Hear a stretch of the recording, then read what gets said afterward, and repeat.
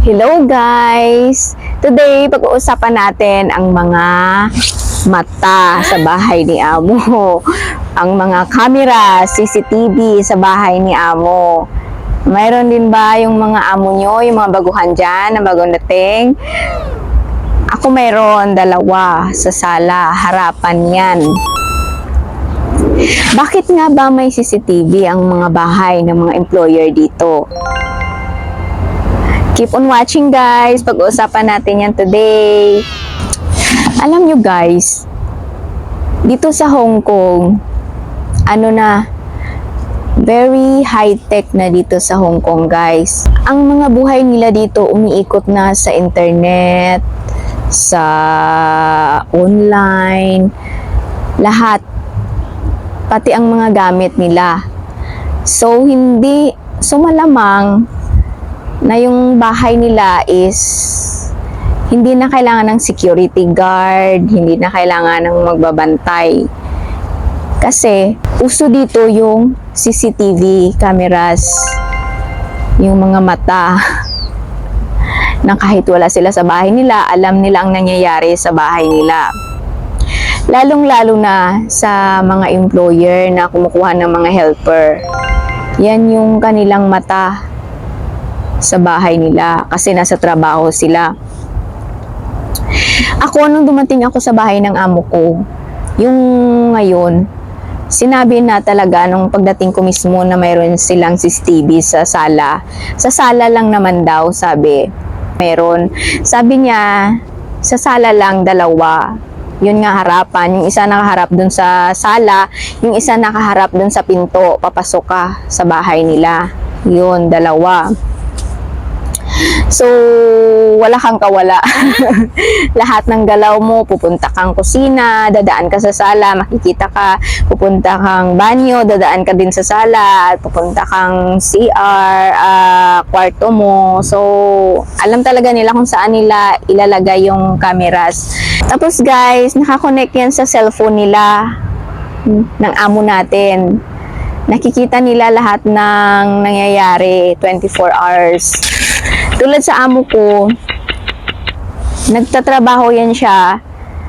May kunting bagay lang nangyayari, chinat-chat niya ako niyan or bigla na lang siya magsasalita sa camera, sa CCTV. Ano ba tawag dyan? Yung bilog na umiikot, yun yung sa bahay. High-tech na kasi yung mga cameras na yun guys, level up na. Ang mga, pwede na silang magsalita doon sa parang cellphone nga, sa CCTV. Pwede ka na kayo mag-usap doon sa CCTV, sa camera mismo. So, kung tulad niya, halimbawa, nag-chat siya sa akin, hindi ko nabasa na importante, bigla na yan magsasalita yung camera. Doon na rin ako sasagot. O di kaya may kinakain yung alaga ko. One time, binigyan ko yung alaga ko ng cheese. Cheese na yung, para naman sa kanya yun, na cheese na yung binigyan ko kasi may kinakain ako na cookie. Gusto niya, hindi ko naman siya pwedeng bigyan ng kinakain ko kasi pinipili lang yung pagkain niya. Sabi ko, cheese lang sa'yo kasi hindi ka nito pwede. Binigyan ko siya ng cheese sa sala din. Ngayon, biglang nag-chat yung amo ko, ano daw kinakain ng bata. Sabi ko, binigyan ko ng cheese. Cheese yung kinakain niya. Sabi ng amo ko, I see. Sabi niya, akala niya binigyan ko ng kinakain ko. Tapos pag natutulog yung bata, yung, di ba malamig, winter. Di ba hindi maiwasan, minsan yung nakukuha ng bata yung kumot niya. Bigla yung mag-message yung amo ko na walang kumot yung bata, yung ganun. Alam niya, tinitingnan niya parate. Kasi yung mga amo, nasa work yan sila, di ba may table yan sila.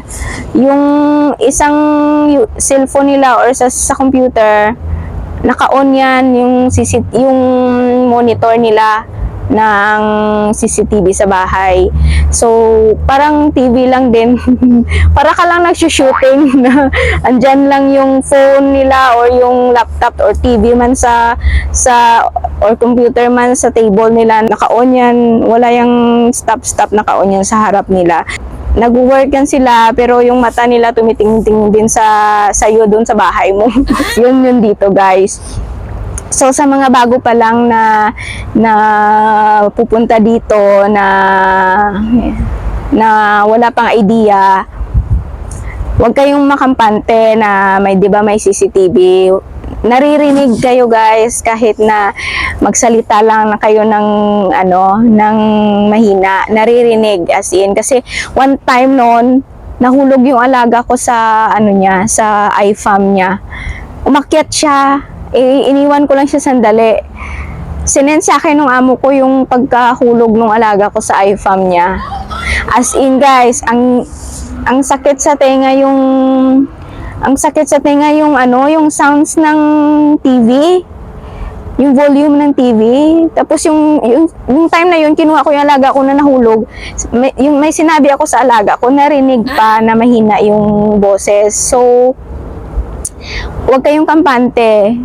Tsaka huwag kayong magsalita ng Tagalog, ng bad words na Tagalog, o di kaya yung ano tawag doon, yung binabackstab mo sila, yung gano'n, yung nililibak mo sila na Tagalog kasi maintindihan niya nila kasi may mga translator na ngayon. Tapos yung CCTV pa, upgraded na, makikita na pag madilim yung gabi na naka-off yung light, may flash na siya guys na kahit madilim, makikita pa rin sa screen kung saan nakatutok yung CCTV, maliwanag pa rin, makikita kung may tao, makikita kung ano nangyayari.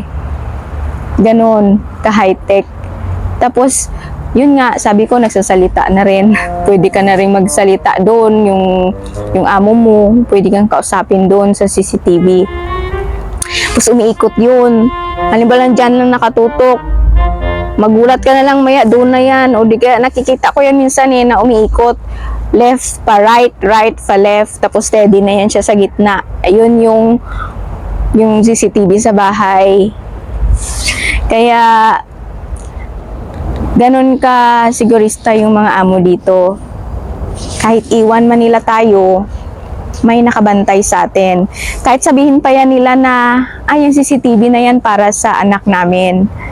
Oo, yung pinaka number 1 talaga is para sa anak nila na purpose. Kasi, mga stranger tayo hindi nila tayo kamag-anak, hindi nila tayo kakilala, hinar lang nila tayo. Tapos iiwan na nila tayo sa bahay nila. Syempre, 'di ba, hindi ka rin kampante kung walang CCTV. Yun yung nila guys, yung kaya ganoon. Yun yung parang assurance nila na kahit malayo sila sa bahay nila, na supervise nila, na lalaman nila kung anong nangyayari sa bahay nila. So, yung iba na DH na may misinterpret yung mga galaw nila sa CCTV. Kasi yung iba nga, naglalaro lang sila ng alaga nila. Iwasan nyo yung pag nasa harap kayo ng CCTV, yung kunwari sinasaktan nyo yung alaga nyo, yung may pagka violente tingnan na hindi naman naglalaro lang naman kayo, yung ganon. Iwasan nyo yon kasi pag walang sounds, iba yung meaning. Kaya iwasan nyo yon. Yung kunwari hahampasin niyo yung alaga niyo, kunwari papagalitan, kunwari ganon. Huwag niyo gawin yun sa harap ng CCTV kasi maraming napapahamak dyan na magulat na lang sila, biglang pinagalitan ng amo nila kasi ganon daw ang nakita sa CCTV. So, iwasan nyo yun kasi yung iba kasi tinitingnan lang yung action, yung hindi naririnig minsan yung sinasabi nyo, hindi nila pinapakinggan yung actions lang nakikita. So, bigla nilang ma-misinterpret yon. So, iwasan nyo yon sa mga bago kasi yung mga datihan alam na yan naka-hide na CCTV. Mayroon yan dito. May mga naririnig ako na nadidiscover na lang nila na may nag-blink. Kasi mayroon lang yan yung parang button lang. Mayroon mas maliit pa nga dyan na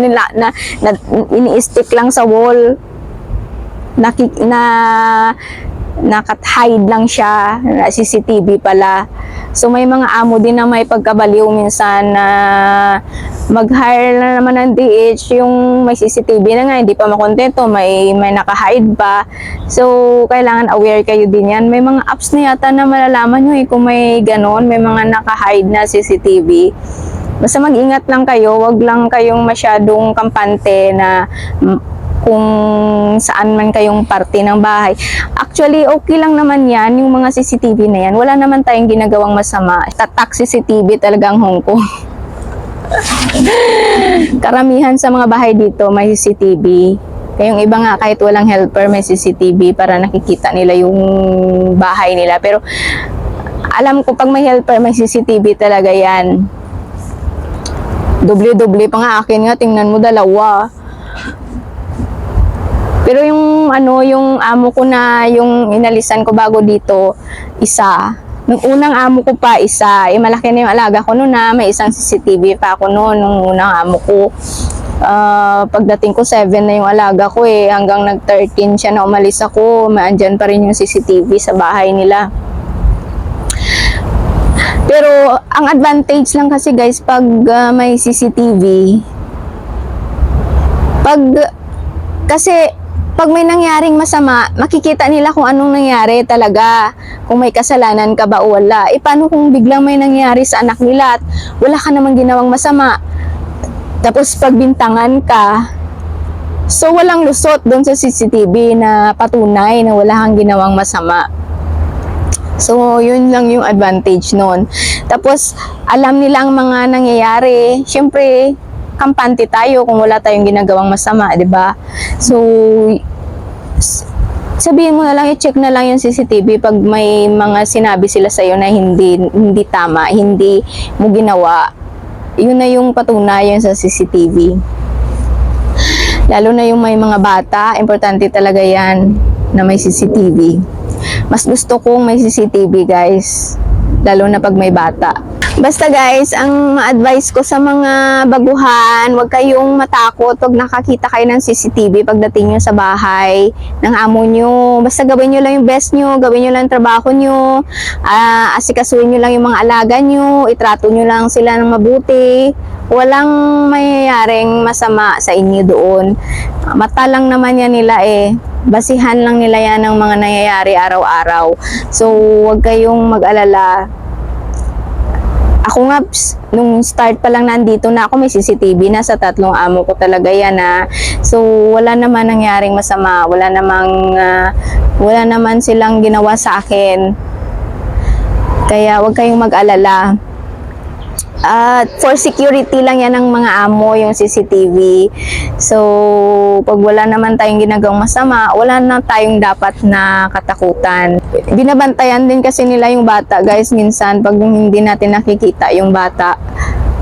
Tulad yung minsan, kasi yung alaga ko, pinapanood ko yun ng TV pag may ginagawa ako. One time, siguro mga 40 minutes na yung nanonood yung alaga ko ng TV, tinanong ako anong oras daw ba nag-start magnood yung bata ng TV. So, gets ko na yon. So, pinatay ko na yung TV, tsaka pinababa ko na sa chair yung bata at nilaro. Yung amo ko kasi maano siya, yung ugali ng amo ko ngayon yung mapuna, yung hindi siya tatahimik pag may nakita siyang ganito, ganyan, isasabihin niya talaga sa'yo. Next time mo ganito, next time ganun. So, iba-iba yung mga amo. Yung amo ko noon, nung una, may CCTV, pero walang pakialam yun. Hanggang maghapon, wala yung masabi sa akin. Kasi wala siyang pakialam kung anong ginagawa ko. Yung pangalawang amo ko naman, 3 kasi yung anak niya. Parati yung sumisigaw sa CCTV. Kasi yung mga anak niya ang kukulit. Minsan, bigla niya lang sabihin kung ano makita niya sa CCTV, sinisigawan niya anak niya, anong ginagawa mo? Yung mga ganon, yung hindi nakikinig sa akin. So, yun guys. So, that's it lang guys for today. Sana may nakuha kayong idea about sa CCTV dito. Basta wag kayong makampante. Gawin nyo lang ang trabaho nyo araw-araw. Araw-araw tayo ditong nasa shooting. Parang nagmo-movie lang tayo. Yung gano'n. Thank you for watching. Thank you talaga. Bye-bye!